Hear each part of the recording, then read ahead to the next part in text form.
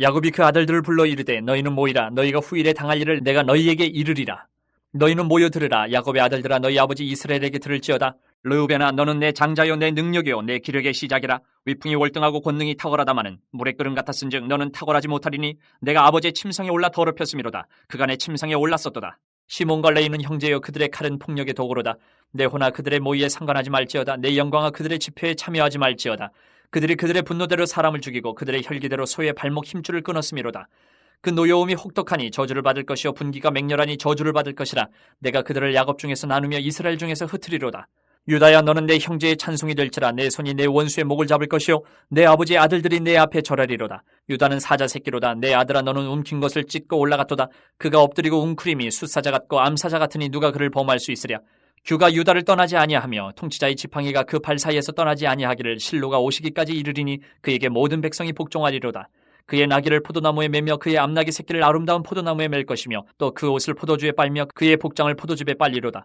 그의 눈은 포도주로 인하여 붉겠고 그의 이는 우유로 말미암아 희리로다. 스불론은 해변에 거주하리니 그곳은 뱀에는 해변이라. 그의 경계가 시돈까지리로다. 이사갈은 양의 우리 사이에 꿇어 앉은 건장한 나귀로다. 그는 쉴 곳을 보고 좋게 여기며 토지를 보고 아름답게 여기고 어깨를 내려 짐을 메고 앞제 아래에서 섬기리로다. 오늘 본문 말씀은 이제 야곱이 죽음을 앞두고 아들들을 다 불러 모아서 마지막 말을 전하는 장면입니다. 단순한 유언이 아니에요. 1절을 보면 야곱이 이렇게 말합니다. 후일에 당할 일을 말하겠다. 후일에 당할 일을. 이렇게 말을 하면서 이스라엘 12아들 12지파의 미래를 하나님 언약 안에서 이렇게 이야기하는데 우리가 그것을 보면서 그림을 그릴 수가 있어요. 그냥 단순한 혈연을 넘어서 이제 하나님의 말씀으로 단단하게 하나가 되어가는 거룩한 언약 공동체가 세워지는 순간이다라고 볼 수가 있어요. 지금도 이스라엘은 12지파, 이 야곱의 12아들을 시작으로 나라가 이루어지기 시작한 거거든요. 먼저 보면 우리가 받을 수 있는 첫 번째 은혜는 말씀 앞에 모일 때 하나님의 공동체가 될 수 있다라는 거예요. 1절, 2절에 보면 야곱이 그 아들들을 불러 이르되 너희는 모이라 해놓고 2절에 가면 또 너희는 모여 들으라 이렇게 강조를 해요. 모이라, 모여 들으라. 아들을 흩어놓지를 않습니다. 불러 모아요. 그들에게 말하는 겁니다. 모이라, 들으라 이렇게 강조를 해요. 하나님의 백성은요, 먼저 하나님 말씀 앞에 모이는 사람들이 하나님 백성들입니다. 말씀 앞에 모여야 돼요. 혈연으로만 이스라엘이 되는 것 아닙니다. 하나님 함께 말씀을 듣고 그 말씀 아래 자신을 비추어 볼 때 하나님 언약 공동체가 될 수 있는 거예요. 말씀을 빼고 얘기할 수가 없어요. 오늘 이 아들들을 내일 본문까지 나오는데 이 아들들을 살피는 야곱의 이 이야기들을 보면 성격이 다 제각각이에요. 삶의 이력도 다 다릅니다. 한번 살펴보면 르우벤은 장자였습니다. 그런데 하나님은 이 르브온은 장자고 시므온, 레위는 혈기가 강하고 유다는 허물이 있었지만 이후에는 자신을 내어놓는 사람으로 변화가 돼요. 또 스불론, 이사갈 또 각기 다른 길을 가기로 봤습니다. 그런데 그들은 전부 다 한 아버지 앞에 하나님 앞에 그 말씀 앞에 서요. 모여드는 거예요. 다 제각각이에요. 약점도 있고 강점도 있고 다 제각각인데 결국은 하나님 말씀 앞에 씁니다. 우리가 하루의 첫 시간 새벽에 모이는 이유가 그 은혜가 여기 있다고 봐요. 저는 하루를 시작하기 전에 먼저 말씀 앞에 모이는 거예요. 형편은 다 다릅니다. 고민도 다르고 믿음의 자리도 다 다르고 다 제각각의 어떤 모습들이 다르지만 우리가 말씀을 들을 때 다시 하나님의 백성으로 세워지는 거예요. 교회라는 공동체는요, 취향이 같은 사람들이 모인 그 세상의 동호회 이런 것과는 다릅니다. 같을 수가 없어요. 하나님 말씀에 의해서 부름받고 말씀에 의해서 다듬어지고 말씀에 의해서 하나가 되는 공동체가 교회예요. 말씀을 빼면 남는 게 없다라고 말할 정도로 중요한 겁니다. 그러므로 우리도 오늘 먼저 들어야 돼요. 내 생각보다 말씀을 앞세우고 내 판단보다 하나님의 뜻을 먼저 구해야 돼요. 우리가 말씀 앞에 모일 때 하나님은 흩어진 우리 마음을 하나로 묶어주십니다. 그리고 우리 가정도 믿음의 공동체로 세워주세요.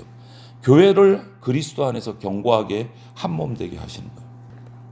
그래서 우리는 말씀 앞에 모일 때 하나님의 공동체가 될 수 있습니다.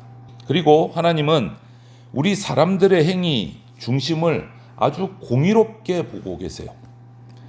무슨 말이냐면 3절에서 7절을 보면 이제 르우벤, 시므온, 레위에 대한 이야기가 나오는데 르우벤 장자였습니다. 야곱은 이렇게 평가합니다. 3절에 내 능력이요 내 기력의 시작이라 위풍이 월등하고 권능이 탁월하다 라고 이렇게 평가를 해요. 아주 좋죠. 그런데 그 다음이 중요하죠. 그러나 물의 끓음 같은 즉 너는 탁월하지 못하리라 이렇게 얘기를 해요. 이유는 분명해요. 자기 육신의 욕정을 이기고 다스리지 못해서 아버지의 침상을 더럽혔어요. 끔찍한 일을 저지른 거예요. 르우벤 조건이 좋았습니다. 출생도 좋고 장자의 명예도 있고 그런데 하나님은 그 서열만 보지 않았습니다. 어제도 말씀드렸듯이 외적인 서열은 하나님 앞에서 중요한 게 아니에요. 가진 것 많다고 쓰임 받는 것도 아니에요. 하나님은 깨끗한 그릇을 찾으십니다. 깨끗한 그릇. 이어서 시므온과 레위 5절에 뭐라고 합니까? 그들의 칼은 폭력의 도구다 라고 말씀하세요. 책망을 받아요. 세겜 사건에서 과거에 누이 디나의 일로 그들은 폭발해서 분노를 이기지 못해서 잔인한 복수를 저질렀어요. 야곱은 그들의 분노와 혈기를 그래서 축복할 수가 없는 거예요. 축복하지 않는 거예요. 그래서 6절에 내 영혼아 그들의 모의에 상관하지 말지어다 이렇게 얘기를 해요. 여러분 폭력으로 얻는 승리는 하나님의 의가 아닙니다. 신앙은 혈기를 거룩함으로 포장하는 것이 아닙니다. 분노가 있다고 해서 언제나 의로운 게 아니에요. 우리 안타깝지만 여러 기독교 단체들이 나가서 이렇게 분노하면서 이렇게 시위를 하는 분들이 계세요. 다 틀린 거는 아니지만 오늘 여기에 적용될 확률이 아주 높아요. 분노를 혈기를 거룩함으로 포장하는 거 아닙니다. 그것이 의로운 거 아닙니다. 내 감정이 막 뜨겁다고 해서 나는 정의를 외친다. 그게 하나님의 뜻이 되는 거 아닙니다. 큰 소리 낸다고. 하나님은 우리 행동을 보시는 것이 아니라 중심을 보십니다. 중심. 그렇게 행동하는 중심을 보십니다. 내가 왜 그렇게 말했는지, 왜 그렇게 결정했는지, 왜 그렇게 분노했는지 하나님은 다 아세요. 중심을 보시고 이야기하십니다. 시므온과 레위 누이를 위해서 원수를 갚았어요. 추행을 당한 성폭력을 당한 누이를 위해서. 그런데 그거 올바르지 않다고 말씀하시는 거예요. 지금. 인간의 눈으로 보면 아유 속 시원하다 잘했네 할 수 있는데 아니라는 거예요. 그들의 중심을 보셨기 때문에. 그래서 우리는 하루의 첫 시간인 이 새벽마다 아침에 일어나서 기도해야 돼요. 주님 내 안에 르우벤 같은 욕망을 꺾으시고 다스려 주십시오. 시므온 레위 같은 혈기를 내 속에 있는 혈기를 성령께서 다스려 주십시오. 우리 기도해야 돼요. 하나님은 교만한 자를 낮추시고 자신을 의지하는 자를 꺾으십니다. 겸손하게 주님을 의지하는 자를 세우세요. 깨끗하고 겸손한 자를 찾으십니다. 그래서 오늘 그 다음 8절부터 보면 유다를 통해서 하나님은 구원의 왕을 약속하시는 장면이 나와요. 8절에서 12절은 분위기가 확 바뀌어요. 지금까지 하고. 유다를 말합니다. 야곱이 뭐라고 합니까? 8절에 유다야 너는 내 형제의 찬송이 될지라 이렇게 말해요.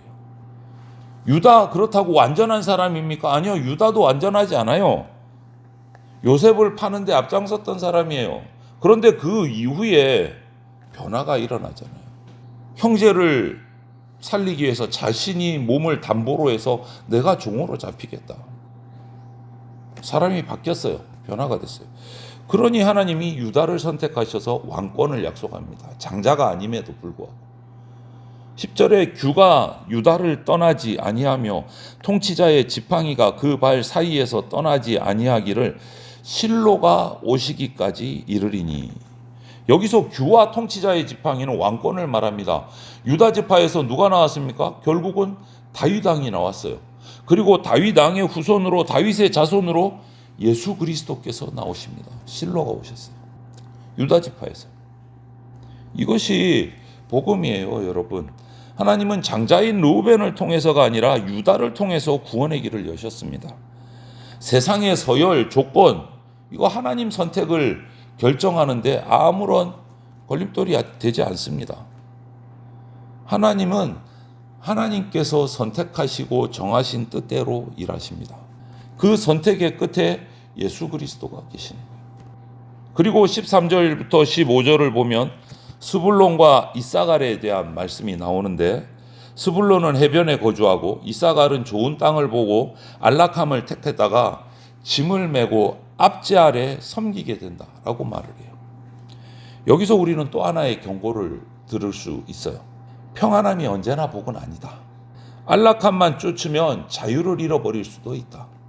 이 땅이 좋아 보여도 하나님을 잃으면 멍해가 된다.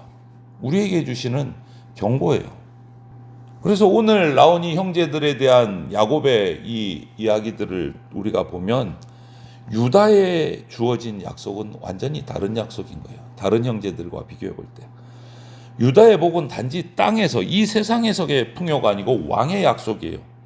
그 왕은 누굽니까? 우리의 죄와 멍해를 풀어주신 예수 그리스도, 그분이세요. 그분의 통치 아래 있을 때 참된 자유를 얻습니다.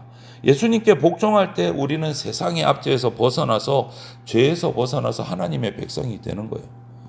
그 길을 유다로부터 여셨다. 엄청난 축복을 받은 거예요. 하나님이 사랑하시는 성도 여러분, 오늘 본문은 야곱의 마지막 말들인데 동시에 하나님의 살아있는 예언의 말씀이시기도 합니다. 말씀 앞에 모인 자들이 하나님의 공동체가 됩니다. 하나님은 우리 행위, 우리 중심을 정확하게 보시고 공의롭게 행하십니다. 숨길 수가 없어요. 그리고 하나님은 유다를 통해서 왕이신 예수 그리스도를 약속해 주셨어요. 중심을 보시고. 오늘 하루 우리도 시작하면서 이렇게 기도하시기를 바랍니다. 주님, 말씀 앞에 내가 서게 해 주십시오. 내 욕망과 혈기를 다스려 주십시오. 왕이신 예수님의 다스림 아래에서 내가 살아가게 해주십시오. 이렇게 우리가 기도해야 됩니다. 우리 조건이 좀 부족해도 상관없어요. 과거에 허물이 있어도 주님께로 돌아오기만 하면 됩니다. 우리 중심이. 하나님은 세상의 서열이 아니라 하나님의 뜻을 따라 일하시는 분이십니다. 이것을 기억하고 오늘 하루도 예수 그리스도 안에서 우리가 살아가기를 원합니다. 우리를 부르시고 다스리시고 새롭게 하시는 주님을 의지하면서 오늘 하루를 살아가시는 주님의 백성들이 다 되시기를 축원드립니다. 아멘.